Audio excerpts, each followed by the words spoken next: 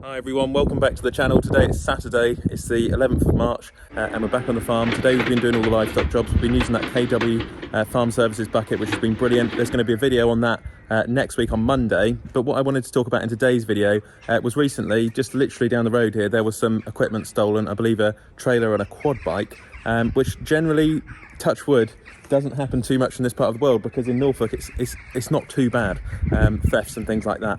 So we're getting a little bit worried. We've got just up here, if you have a look up here, we've got some cameras. These are CCTV Hikvision cameras. These three work, and I've got another one near the office. We've got another one down at the house. So we've just had delivered. This is a Farmstream 360 CCTV camera with night vision. The idea is we'll be able to increase this security on the farm with this new 360 camera. So I took it out of the package today. It was neatly delivered. So inside the box here, this is the new Farmstream camera we've got to monitor the cattle and also to hopefully stop the fly tippers and to prevent thefts and things like that. So, and you see here it is. So you can run it on either 4G or you can run it on Wi-Fi. I'm planning at the moment to run it on Wi-Fi. We haven't invested in the solar panel option yet. And as you can see underneath there, it's 360. It's got a 360 rotation. So if I put it on a post in the middle of a field with 4G, I could rotate it around and I could see where it is. I was thinking maybe about making a small platform to put it on with the solar panel so that I could move it around the farm. But for now, it's just going to be fixed like our other cameras. And with 360 vision, it's also given me another idea. So stepping into the machinery shed, we've got all the tractors and the gator and everything here, the buggies and all that sort of thing. And then we've got our cattle at the moment at the back, which is where they're calving. And I've got a couple of old cameras which we've stuck up in the corner where the cattle are calving here. You see, that's where one of the cameras is down there.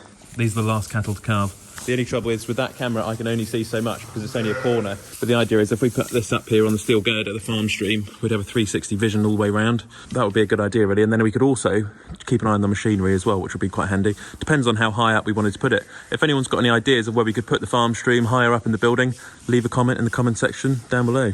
And if anyone was interested in one of the Farmstreams, I'll leave a link in the description down below, and you can follow the channel and see how we get on with this over the next couple of months. We've got a couple of fly tippers down the road, people who dump like mattresses and sofas and things like that just in the lay-bys, and I've been meaning to catch them for a while. So once I get the 4G solar panel for this, it's going to be a bit fun. So I've just got a job to do today, fibre to roll in, but this was my old 65. A lot of you guys have been wondering where it is, and as you see here, that bushing's gone at the moment, so we're still in the process of repairing it. Unfortunately, there's a bit of a gasket problem as well, still on the engine, which is still yet to do. So for now we're using the gator, but I need to get the new bushing in here. We're putting a bit of oil on the bonnet as well, stop it rusting. So it'll run again this spring once we get the bushing done and have a look at the gasket again. Yeah, it's just a good old tractor, this one. Yeah, so I don't know if you see with the gator, a little while ago put that flashing light on the roof, which has been quite handy for when we go on the road. Unfortunately I lost the panel the other day. Still need to get that put on. It came off and we can't find it, so take the handbrake off, you pull this little lever down here. There we go.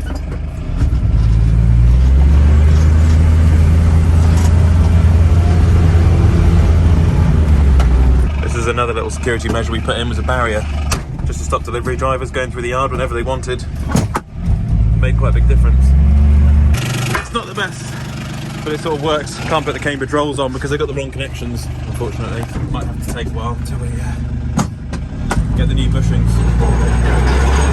But it's really loud.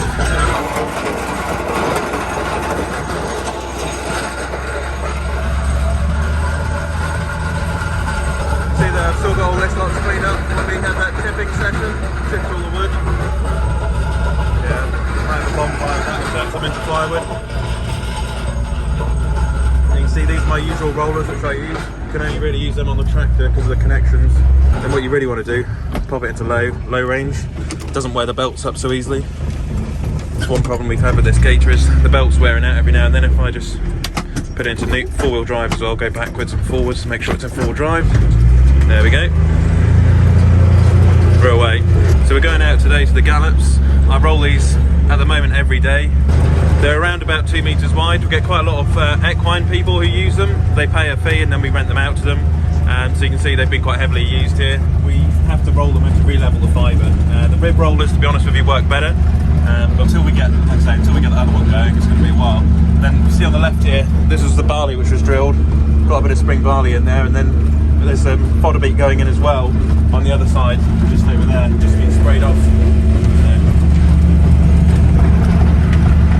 It gets chilly as well. We've got this heater in here, which is quite handy.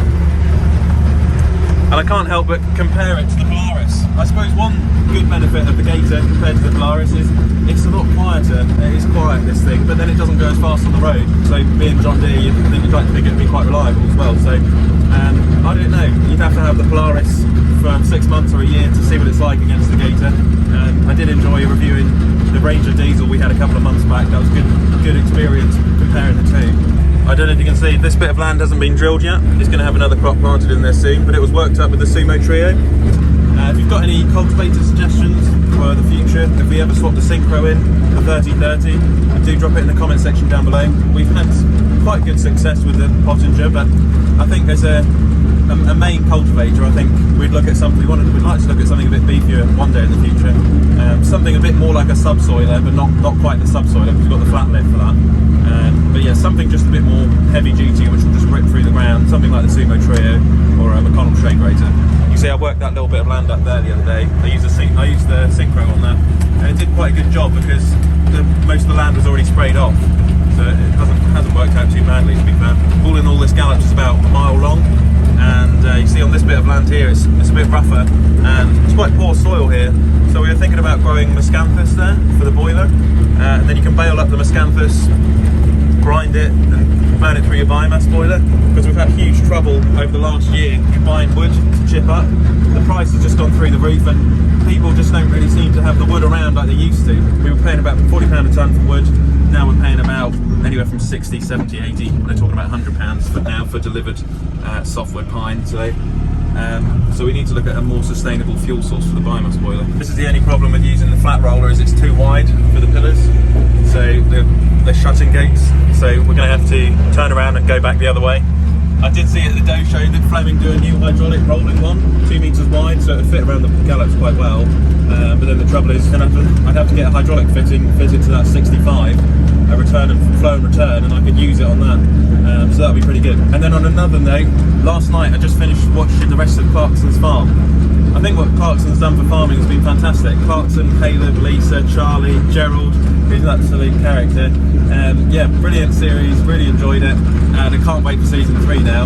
I keep meaning to go with my girlfriend to the Diddley Squat Farm shop, so one of these days I'll head up there on a weekend, maybe towards the summertime if I get time, and we'll pay a visit to the Diddley Squat shop, because I've always wanted to head over there and get a pint and a burger. Never been to the Cotswolds either, so that'll be good fun. So I'm just going to finish off doing this lot, and then I'll go and do the arena. Tomorrow morning we're going to the Crown Point estate, and we'll have a machinery tour. We're going to be looking at all the equipment, so stay tuned for that. Keep liking, keep subscribing, all of that good stuff. Hopefully I can get this 360 camera set up, and we can stop the fly tippers, keep an eye on the cows calving, and try and improve the farm security. Thanks for watching, and I'll catch you on the next one. Click here to subscribe to the channel, and click here to watch another Olly's Farm video.